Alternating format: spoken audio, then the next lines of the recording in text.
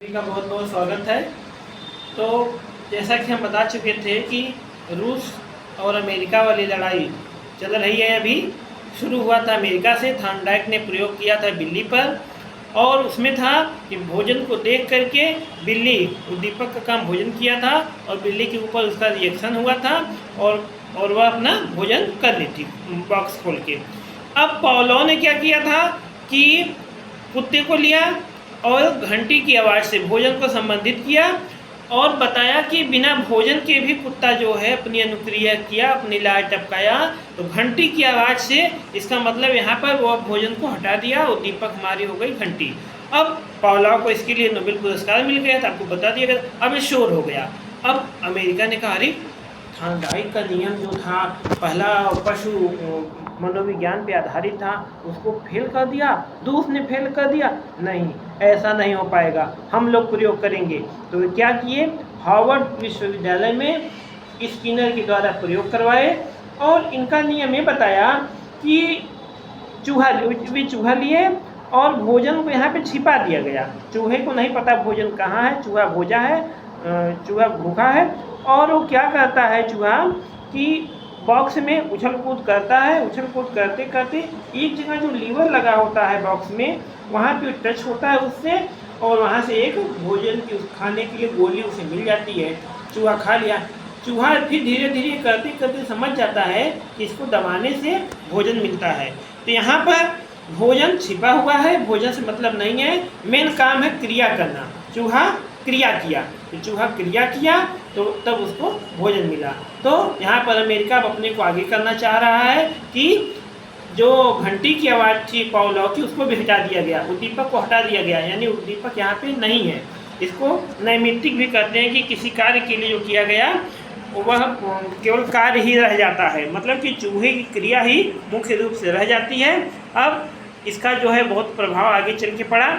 कुछ एक मनोवैज्ञानिक थे, उन्होंने पुनर्बलन का सिद्धांत भी दिया था हल ने।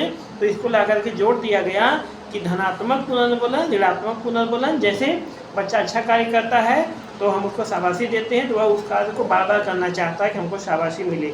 और कोई गलत कार्य करता है, हम उसको डांट देते हैं या बोल देते हैं जबकि करना नहीं चाहिए, तो बच्चा उससे पीछे हटता है कि यह कार्य हमको नहीं करना है। अब आइए आपको दिखा दें, प्रोफेसर B.F. स्किनर 1938 में अमेरिका के हार्वर्ड विश्वविद्यालय में प्रयोग हुआ था रूस को पीछे करने के लिए। ध्यान दीजिएगा, आपको याद करने की जरूरत नहीं पड़ेगी।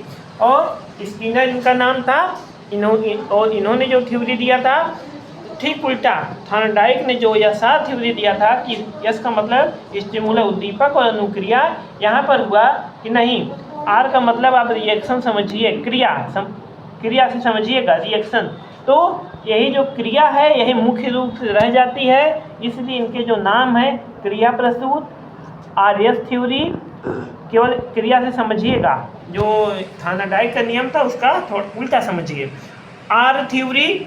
और जो पावलोव ने दिया था वहाँ पर स्टिमुलस केवल उद्दीपक मुख्य था। सक्रिय देखिए यहाँ भी क्रिया R रिएक्शन, अभिक्रमित अनुदेशन, ऑपरेंट कंडीशन भी इसको कहते हैं। ऑपरेंट का मतलब आप लोग जैसे यानी ऑपरेशन से क्रिया की जाती है, अभिक्रमित में भी क्रिया है, ऑपरेंट में भी क्रिया है।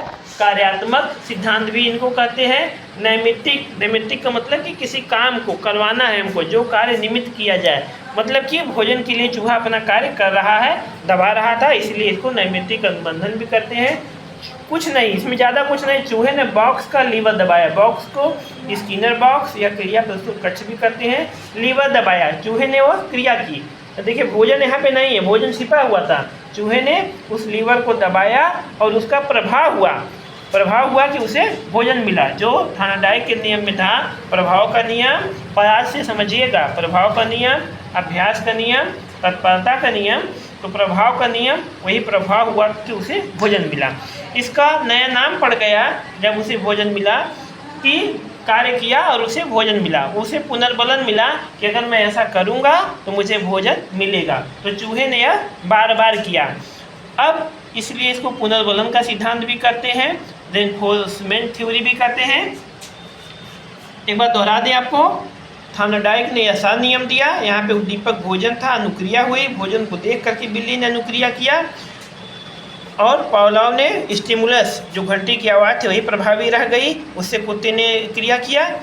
स्किनर इसमें जो इनकी क्रिया है महत्वपूर्ण रह गई, क्रिया किया। अब आप लोग इसको देखिए कि याद कैसे करना है। थॉर्नडाइक ने बिल्ली पर प्रयोग किया तो रूस ने कहा कि नहीं, हम अमेरिका के दुश्मन हैं, बिल्ली का दुश्मन कुत्ती पर प्रयोग कर लिया पावलोव ने। तो अमेरिका ने सोचा कि यार मैं किस पर प्रयोग करूं, ये तो हमारा दुश्मन बन जा रहा है जिसको मैं ले रहा हूं। तो सोचा कि ऐसा करूं कि जिसकी दुश्मन बिल्ली पहले से हो, क्योंकि बिल्ली हमारे पास ही है। बिल्ली पर प्रयोग थॉर्नडाइक ने किया था। वे क्या किए कि चूहा और कबूतर ले लिए। उन्होंने 2 पर प्रयोग किया था स्किनर ने। चूहा और कबूतर दोनों की दुश्मन बिल्ली है, तो उनका प्रभाव जो है, उनका जो प्रयोग रहा वह चूहे पर ज़्यादा प्रभावी रहा। उन्होंने कबूतर पर भी प्रयोग किया था। तो अब चूहे का दुश्मन बिल्ली, यानी अब दोनों अमेरिका के पास रह गई। चूहे पर भी प्रयोग और बिल्ली पर भी प्रयोग और कुत्ता पर प्रयोग रूस ने किया। तो इसको याद करने की जरूरत नहीं, जब आप समझ जाएंगे आपको अपने आप आ जाएगा कि किस पर कौन प्रयोग किया था।